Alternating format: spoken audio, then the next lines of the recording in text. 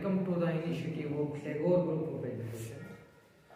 आप लोगों को पता है हम लोग रविंद्रनाथ टैगोर की इस चैनल के ऊपर जो है वो बायोलॉजी का स्टडी कर रहे हैं, बायोलॉजी पढ़ रहे हैं।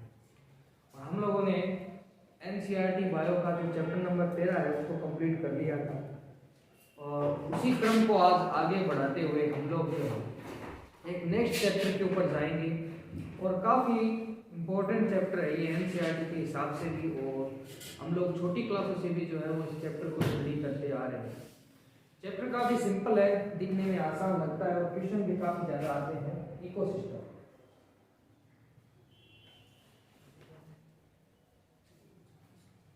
छोटी क्लासों से हम लोग पढ़ते आ रहे हो इकोसिस्टम को, इकोलॉजी को, जिसे हम पारिस्थितिकी तंत्र या परितंत्र के नाम से भी जानते हैं। तो बच्चों आप लोगों को शायद याद होगा कक्षा 9 के अंदर और कक्षा 10 के अंदर हम लोगों ने इकोसिस्टम के बारे में एक जनरल अवेयरनेस और जो इसकी जनरल डेफिनेशन थी वो स्टडी की और इसके बारे में जाना था कि इकोसिस्टम एक्चुअल में होता क्या है। और इसको मैं दोबारा से रिवाइज करना चाहूँगा कि वास्तव में जो ये इकोसिस्टम है ना, एक विशेष प्रकार के जीवों का आपसी समावेश है। यानी कि इसके अंदर क्या होता है, हमारे आसपास जितने भी प्रकार की जीव होते हैं उनसे रिलेटेड जितने भी जैविक और अजैविक घटक होते हैं वो आपस में क्या करते हैं, रिलेट करते हैं। क्या करते हैं, वो आपस में रिलेट करते हैं, यानी कि उनका आपसी एक समन्वय जो होता है वो पाया जाता है। शुरुआत होती है 1935 से और वैज्ञानिक थे हमारे A.G. टेंसले। कौन थे वैज्ञानिक? वैज्ञानिक A.G. टेंसले। और वो क्या करते हैं, हमारे इस एनवायरनमेंट का अध्ययन करते हुए सबसे पहले पारिस्थितिकी तंत्र के ऊपर अपनी एक परिभाषा को प्रस्तुत करते हैं। और वैज्ञानिक टेंसले ने बताया कि जो पारिस्थितिकी है वो, या जो पारिस्थितिकी तंत्र है, एक ऐसा समावेश है जिसके अंदर जैविक और अजैविक दोनों घटक एक दूसरे के साथ क्रिया करते हुए रहते हैं। उस एक विशेष प्रक्रम को जो है वो जैविक और अजैविक दोनों घटकों के आपसी समावेश को, या इस प्रक्रम को जो है वो पारिस्थितिकी तंत्र नाम जो था वो सर्वप्रथम वैज्ञानिक A.G. टेंसले के द्वारा प्रतिपादित किया गया। तो हम लोगों को पारिस्थितिकी तंत्र पढ़ने से पहले इसकी थोड़ी सी इंट्रोडक्शन को जानना बहुत ज़्यादा जरूरी है और इसको नोट करना भी बहुत ज़्यादा जरूरी है। तो मेरे साथ सभी बच्चे जो हैं वो अपनी पहली हेडिंग डालेंगे इकोसिस्टम। इकोसिस्टम क्या है? इकोसिस्टम क्या होता है? ठीक है, हेडिंग डाल दी थी सारे बच्चे। पारिस्थितिकी तंत्र डाल दो चाहे इकोसिस्टम डाल दो, वो आपके ऊपर डिपेंड है।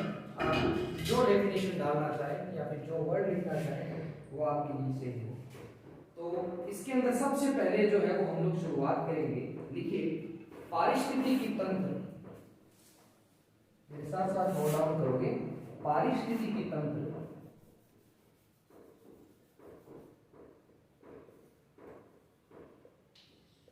तंत्र के बारे में सबसे पहले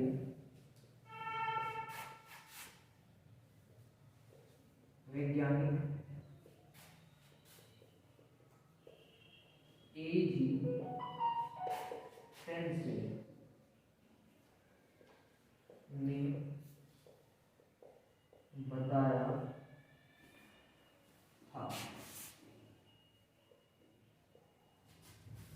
वैज्ञानिक A.G. टेंसले ने बताया था। इन्होंने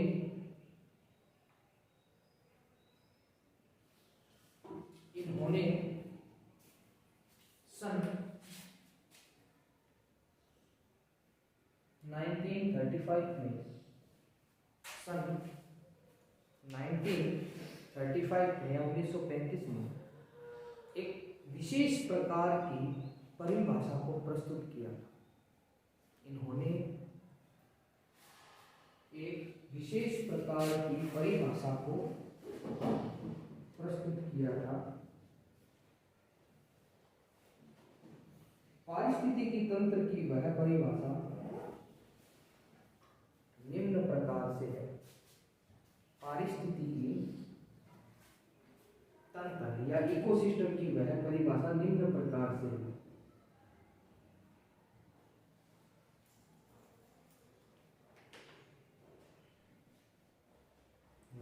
परिभाषा निम्न प्रकार से। देखिए डेंसिटी की परिभाषा क्या है, मेरे साथ साथ नोट डाउन करोगे, इन्वर्टेड कोमा लिखो। पारिस्थितिकी तंत्र, पारिस्थितिकी तंत्र प्रकृति की वह इकाई है जिसमें जैविक तथा अजैविक घटक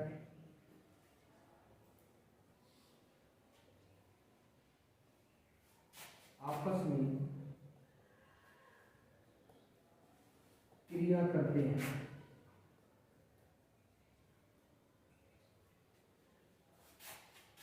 उसे ही पारिस्थितिकी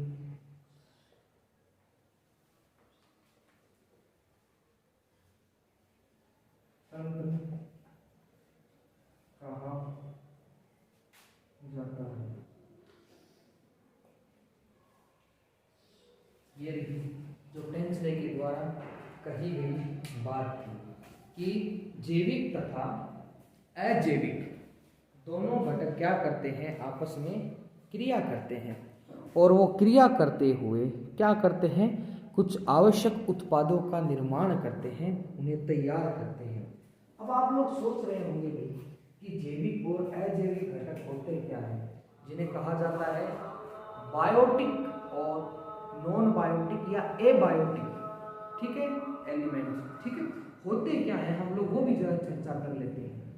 यहाँ पर आप लोग देखिएगा जैविक घटकों के बारे में सबसे पहले बता दें क्या होते हैं। जो जैविक घटक कौन से हैं, जो जीवित हों, जीवित हों, क्या हो, जो जीवित हों, जैसे कि कौन कौन आएगा, जंतु, पक्षी, मानव, ये सारे कौन से घटक हैं, जैविक घटक हैं। और अजैविक घटक कौन कौन से होते हैं, जो क्या न हो, जीवित न हो। तो अजैविक के अंतर्गत क्या आएगी, मृदा, जल, वायु, ये कौन से घटक हैं बच्चों, ये है अजैविक घटक।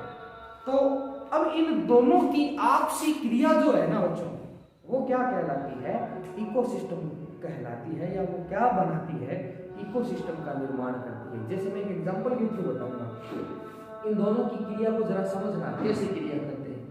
हम लोग एग्जांपल लेते हैं किसी जानवर का, तो वो जो जानवर है वो इन सब के साथ में अपनी क्रिया को प्रदर्शित करता है, इन सब के साथ में जुड़ा हुआ होता है। जैसे मैं एक एग्जांपल के थ्रू बताता हूँ, क्या मेरे को बताना, आप लोग कमेंट कीजिएगा, क्या कोई जंतु बिना मिट्टी के खुद को जीवित रख सकता है, क्या संभव नहीं है, क्योंकि उसको भोजन चाहिए, मिट्टी पे पौधे उगते हैं और पौधों से भोजन प्राप्त करता है।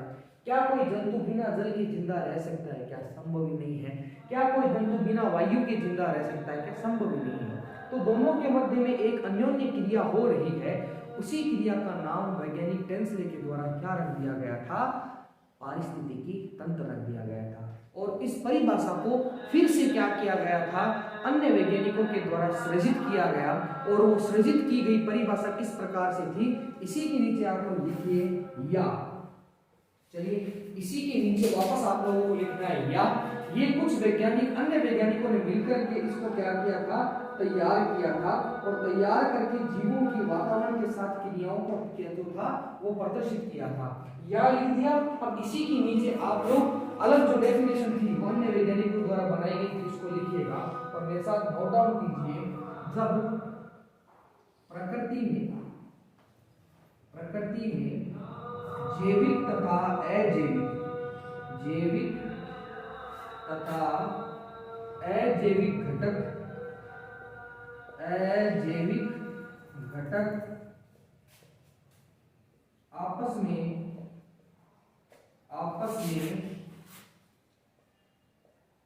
अन्योन्य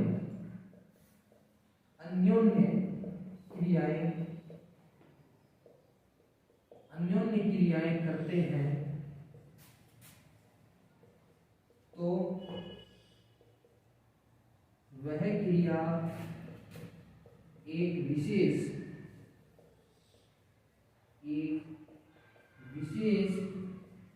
प्रकार के तंत्र का निर्माण करती है,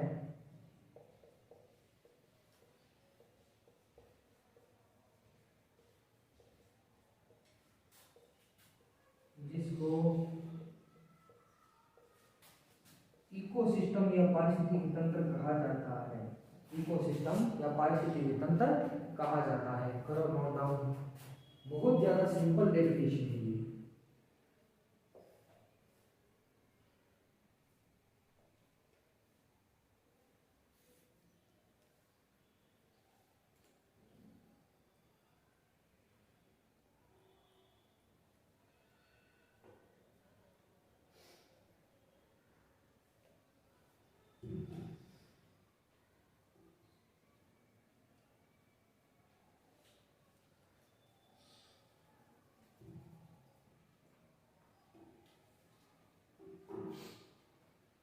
तो आपके सामने एक सिंपल और बहुत ही ज्यादा आसान वैज्ञानिक टेंसरी द्वारा प्रतिपादित की गई जो डेफिनेशंस है वो मौजूद है। अब हम लोगों को इसी क्रम को आगे बढ़ाना है और क्या करना है, द वर्ल्ड इकोसिस्टम को स्टडी करना है, जिसे कहा जाता है विश्व पारिस्थितिकी तंत्र। हेडिंग डाल दो, हिंदी में डालो तो आप हिंदी में लिख सकते हो विश्व पारिस्थितिकी तंत्र, और अगर आप इंग्लिश मीडियम के स्टूडेंट्स हो तो लिख दीजिए वर्ल्ड इकोसिस्टम। नोट डाउन कीजिएगा।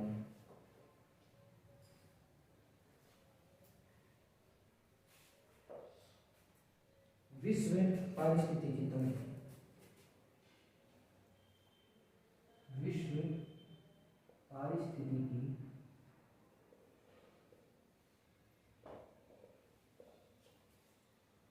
तंत्र, ये क्या होता है पहले वो हम लोग समझ लेते हैं। यहाँ पर एक वर्ड जोड़ा गया है, इकोसिस्टम तो सब जान गए, मगर इस इकोसिस्टम के आगे वर्ड लगा है। कौन सा वर्ड लगा है? वर्ल्ड, यानी कि विश्व। तो बच्चों मेरे को एक बात बताइए, अगर यहाँ पर विश्व लिख दिया गया है तो इसका सीधा सा तात्पर्य क्या होगा कि पूरा का पूरा क्या जुड़ गया है? विश्व जुड़ गया है, जिसके अंदर हर तरह के स्थानों को क्या किया जाता है? सम्मिलित किया जाता है। जैसे मैं एक एग्जांपल के थ्रू आप लोगों को बताऊंगा। अगर विश्व लिख दिया गया तो इसके अंदर जल, स्थल, वायु, यहाँ तक कि पूरे के पूरे विश्व के जो देश हैं वो सम्मिलित होते हैं। अर्थात कि इसकी परिभाषा क्या बनेगी बच्चों? जब संपूर्ण विश्व के अलग अलग घटक, संपूर्ण विश्व के अलग अलग घटक एवं अलग अलग स्थल एक साथ जुड़ करके एक विशेष तंत्र का निर्माण करते हैं तो वो विश्व पारिस्थितिकी तंत्र कहलाता है। और ये विश्व पारिस्थितिकी तंत्र जो है वो दो भागों के अंदर बांटा गया है, स्थलीय पारिस्थितिकी तंत्र और जलीय पारिस्थितिकी तंत्र। कितने भागों में? दो भागों में। तो मेरे साथ साथ सभी बच्चे जो है वो नोट डाउन करेंगे। ऐसा पारिस्थितिकी तंत्र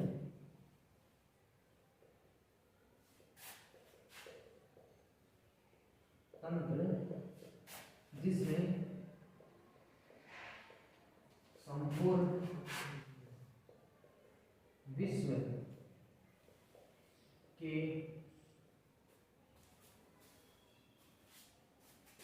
समस्त स्थल जैसे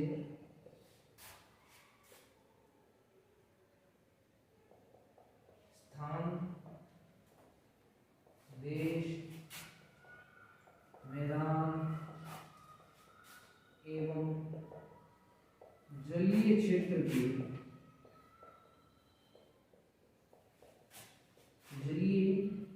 के पारिस्थितिकी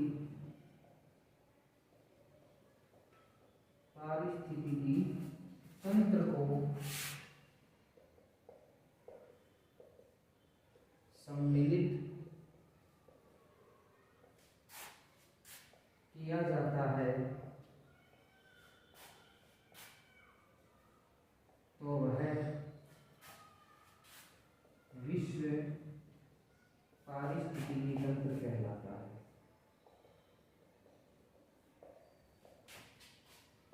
तंत्र कहलाता है।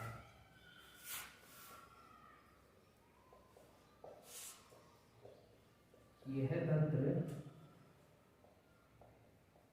दो प्रकार का होता है।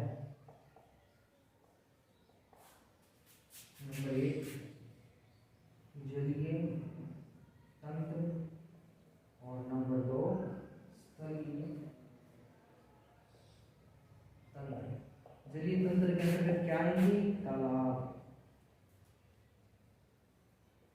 नदी, महासागर। और स्थलीय के अंतर्गत क्या आएंगे? मरुस्थल, घास मैदान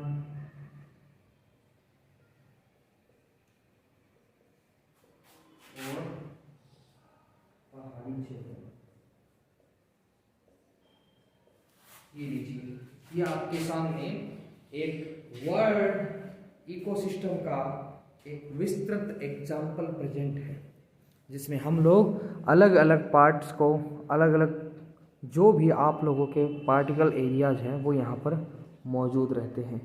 नोट डाउन कीजिए।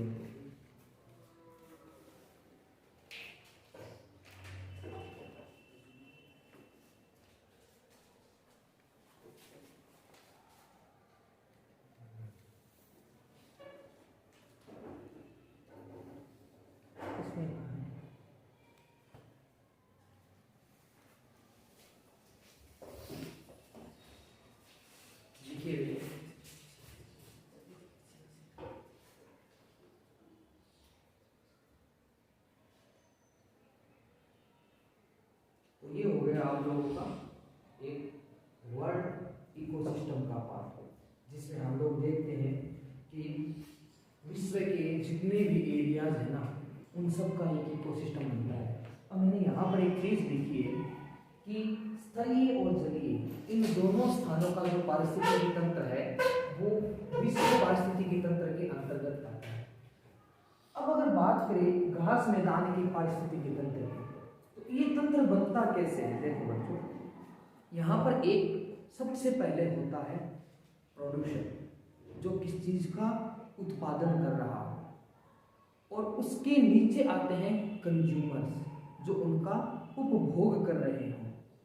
अब वो कंज्यूमर्स भी होते हैं 3 प्रकार के, प्राइमरी, सेकेंडरी एंड थर्ड। देखिए, इस चीज को मैं इस तरह से डिफाइन करूंगा। आप सब लोग जानते हो और आप सब लोगों ने पढ़ा है छोटी छोटी क्लासों से कि होता क्या है।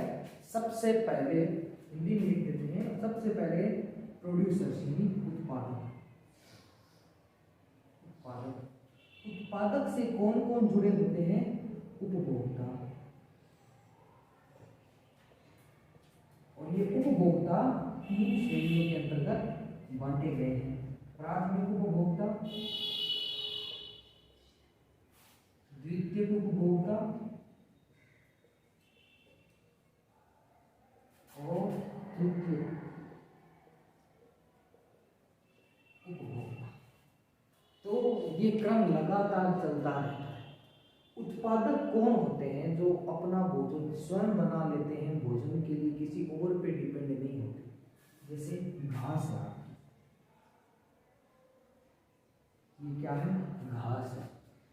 और घास अपना भोजन फोटोसिंथेसिस रिएक्शंस के थ्रू खुद ही क्रिएट करती है। घास को खाने वाले कई कंज्यूमर्स होते हैं। क्या होते हैं? उपभोक्ता होते हैं। पहले में हम लोग चलो एक एग्जांपल ले लेते हैं हिरण का, जो घास खाती है। हिरण को कौन खाएगा भाई? इसको खाने वाला एक बड़ा जानवर। मान लो हम लोगों ने एक छोटा एग्जांपल लेते हुए एक बार एग्जांपल ले लिया है कि जंगली कुत्तों का। और जंगली कुत्तों को कौन खा सकता है, और तृतीय विशालकाय भोग का शेर आ गया। तो ये क्रम चल रहा है, एक चेन बन गई है, ठीक है, एक चेन बन रही है, घास से हिरण पे, हिरण से कुत्तों पर, कुत्तों से शेर पर। तो इन्होंने क्या किया, एक चेन बना ली, एक फूड चेन बन गई है, खाद्य श्रृंखला आगे बढ़ेंगे हम लोग, और ये लगातार चलती रहती है, और ये एक सर्कुलेशन जो होता है वो घूमता रहता है, और ये क्या बनाता है, पूरा का पूरा ऐसे चक्र जो होता है एक इकोसिस्टम को बनाता है। चाहे तो आप ऐसा भी ले सकते हो, घास, घास को खाते हैं चूहे, चूहों को खाएंगे यहाँ सांप, सांप को खाएगा कोई बड़ा, कोई चील हो गई, कोई बाज हो गया, वो होगा। तो ऐसा भी घास का इकोसिस्टम बन सकता है। जैसे घास तो है, घास को चूहे खाएंगे हिरण की जगह, उन चूहों को खाएंगे सांप, और सांप को कौन खा जाएगा, बड़े जो जानवर होते हैं जैसे बाज उनका शिकार करता है, चील उनका शिकार कर लेती है, तो वो उनको खाने के एक primary third waves of consumers जो होते हैं वो वहाँ पर पाए जाते हैं। इस तरह से एक इकोसिस्टम बनता रहता है, और इसी इकोसिस्टम को जो है वो हम लोग हमारी आगे आने वाली वीडियोज़ के अंदर स्टडी करेंगे, और इसके बारे में और ज़्यादा डिटेल से पढ़ेंगे। इसके लिए आपको ज़रूरी है कि चैनल सब्सक्राइब कीजिए, बेल आइकन दबा करके उसको भी हिट कर दीजिए, ताकि रेगुलर जब भी किसी वीडियो को हम लोग अपलोड करें तो आपके पास नोटिफिकेशन भी आ जाए। मिलते हैं इसी वीडियो के अगले पार्ट में, जिसमें हम लोग इकोसिस्टम को और ज़्यादा डीपली स्टडी करेंगे, इसके बारे में जानेंगे। तब तक के लिए धन्यवाद, धन्यवाद।